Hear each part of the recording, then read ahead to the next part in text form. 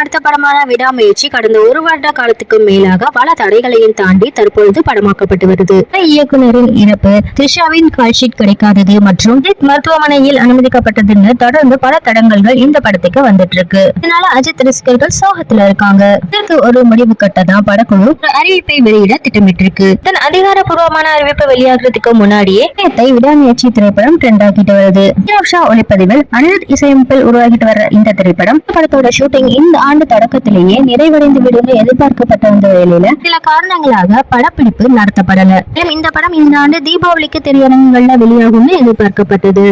விவேகம் ஆகிய படங்களுக்கு அப்புறமா அஜித் கூட இணைந்திருக்காரு அனிருத். ரஜினி விஜய் ரசிகர்களை விட அஜித் ரசிகர்கள் ரொம்பவே உக்கிரமானவங்க. இதனால விடாமுயற்சி படத்துக்கு பார்த்து சாங்ஸை கம்போஸ் செய்திருக்காராம் அனிருத். இந்த படத்துல மொத்தமா 4 அல்லது 5 பாடல்கள் இடம்பெறலாம்னு எதிர்பார்க்கப்படுது. 5 பாடல்களையுமே அனிருத் கம்போஸ் செய்து முடித்து விட்டதாக தெரிய வருது.